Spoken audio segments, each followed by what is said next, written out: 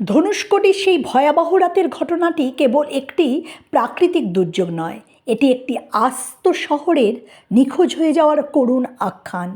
1950-এর দশকে ধনুষ্কোটি ছিল ভারতের অন্যতম ব্যস্ত এবং সমৃদ্ধ একটি বন্দর শহর। শ্রীলঙ্কা তৎকালীন সিংহল যাওয়ার জন্য এখান থেকে নিয়মিত ফেরি চলাচল করত। এটি ছিল ভারতের একটি প্রবেশদ্বার। চলুন সেই অভিশপ্ত রাতের কিছু বিশদ দিক খুঁটিয়ে দেখা যাক। 1964 সালের 22 থেকে 23শে ডিসেম্বর সেই কালরাত্রি, যেদিন বঙ্গোপসাগরে একটি বিশাল ঘূর্ণিঝড় তৈরি হয়। আবহবিদদের মতে সেই ঝড়ের গতিবেগ ছিল প্রায় 280 কিলোমিটার। কোনো সতর্কতার সংকেত পাওয়ার আগেই সমুদ্র তার সমস্ত রুদ্র রূপ নিয়ে ধনুষ্কোটির ওপর ঝাঁপিয়ে পড়ে। ধনুষ্কোটির ইতিহাসের সবচেয়ে মর্মান্তিক অংশ হলো সেই রাতের ট্রেন। পাম্বান থেকে ধনুষ্কোটিগামী একটি যাত্রী ট্রেনের 115 জন যাত্রী এবং 5 জন রেলকর্মী সহ পুরো ট্রেনটি সমুদ্রের উত্তাল ঢেউয়ে ভেসে যায়। বলা হয়, ট্রেনটি যখন ধনুষ্কোটি স্টেশনের কাছাকাছি পৌঁছেছিল তখন বিশাল আকার এক জলোচ্ছ্বাস ট্রেনটিকে পুরোপুরি গ্রাস করে ফেলে। কেউ বেঁচে ফেরার সুযোগই পায়নি।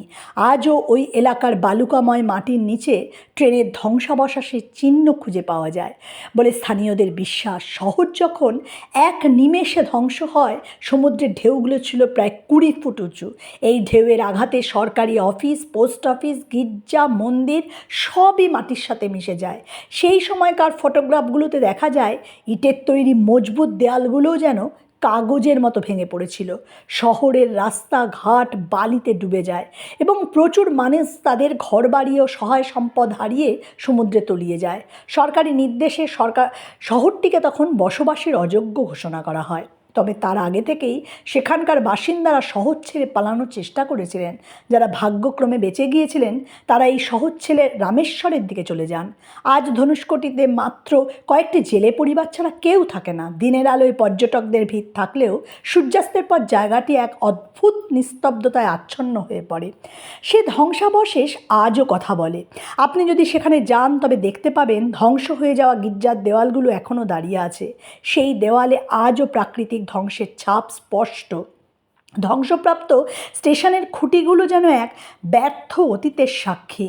বাতাসের ঝাপটায় যখন বালু সরে যায় তখন আজও অনেক সময় পুরনো ঘরের মেঝে বা মানুষের ব্যবহার করা তৈজসপত্রের ভগ্নাংশ বেরিয়ে আসে, যা দেখে মনে হয় যেন কেউ এক মুহূর্তের জন্য ঘর ছেড়ে বেরিয়েছিল আর কখনোই ফিরে আসেনি।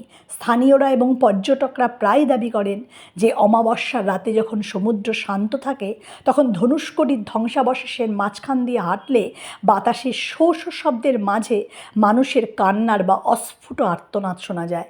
এটিকে অনেকে ভৌতিক মনে করেন, আবার অনেকে মনে করেন এটি সমুদ্রের ঢেউয়ের সাথে পুরনো কাঠামোর ঘর্ষণে তৈরি হওয়া এক ধরনের অ্যাকোস্টিক ফেনোমেনন। ধনুষ্কোটি আজ ভারতের মানচিত্রে এক স্থবির বিন্দু। এটি আমাদের মনে করিয়ে দেয় যে মানুষের তৈরি সভ্যতা প্রকৃতির ইচ্ছার কাছে কতটা তুচ্ছ।